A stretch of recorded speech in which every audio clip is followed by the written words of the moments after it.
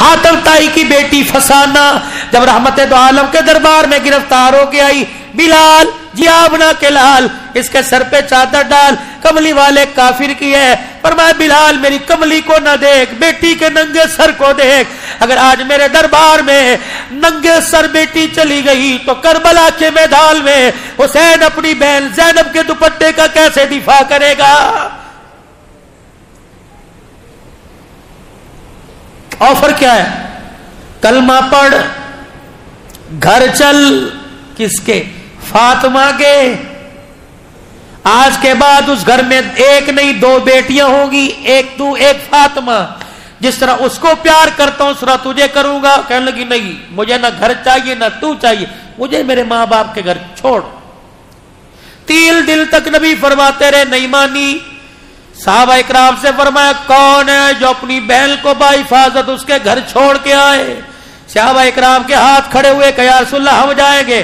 فرمایا ایک بات کا خیال کریو، پاؤں کا جوتا اٹھائے اس کے قدم کی مٹی پر بھی نظر نہ اٹھانا، چہرہ تو دور کی بات ہے، اگر اس کے مٹی پر قدموں والی مٹی پہ نظر پڑ گئی تو قیامت تک لوگ میری ختم نبوت والی پگڑی پہ انگلیاں اٹھانے لگ جائیں گے۔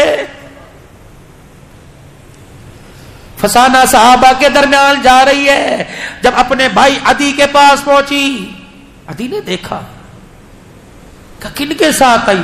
کہا تیرے میرے بھائی بعد میں بتاؤں گی کون ہے، پہلے ان سے پوچھ اللہ کی نے کن کے رب کی قسم دے کے تم آنکھوں والے ہو کہ اندھے ہو؟ اللہ اکبر۔ عدی کہنے لگا میں تو سمجھا تھا کہ لٹ گئی۔ کہنے لگی میرے بھائی عدی، اگر آج میرا باپ زندہ ہوتا، میرا باپ ایک طرف انہیں کھڑا کرتا اور ایک طرف سگے ماں جائے کو کھڑا کرتا اور مجھ سے پوچھتا بتا کس کے ساتھ سفر کرے گی؟ بھائی تیرے اس بات سے گزر کر میں نبی کے یاروں کے قدموں میں بیٹھ جاتی۔ اللہ کی قسم ہے تیرا چہرہ دیکھتی ہوں مجھے اتنی حیا نظر نہیں آ رہی جتنا غلامان رسول کے چہروں پر نظر آ رہی ہے۔ یہ لوگ اللہ اکبر، یہ فرشتے ہیں، فرشتے۔ کافرہ کہہ رہی کلمہ نہیں پڑھ۔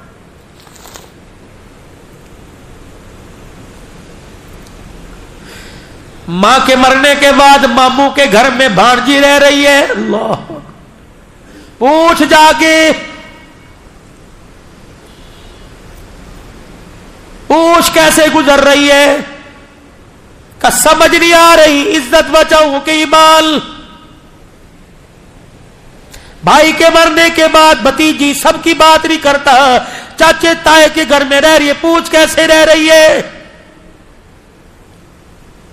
کتنے باپوں کے جنازے اٹھے تمہارے لسبیلا سے، جاؤ جا کے بیوہ کے دروازے کی کنڈی بجاؤ اور جا کے پوچھو رات کو ان یتیم بچیوں کے ساتھ کتنی دیر سوتی ہے، کتنی دیر بیٹھ کے دروازے پہ پہرا دیتی ہے۔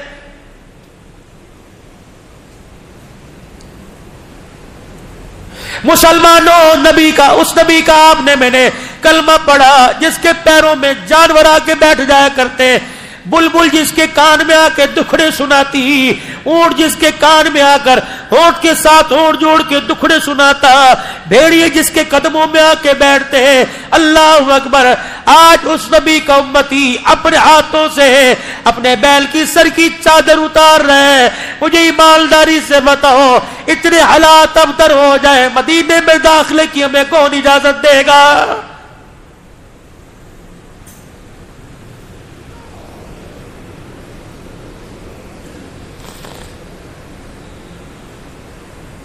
کس نبی کی شریعت کے پابند ہو؟ فرمایا بھائی بالغ ہو جائے، بہن بالغ ہو جائے، سگے بہن بھائیوں کو بالغ ہونے کے بعد ایک بستر پر بیٹھنے کی اجازت نہیں، تو پھر تجھے اپنی کزن کو موٹر سائیکل پر کالج چھوڑ کے آنے کی بھی اجازت کوئی نہیں۔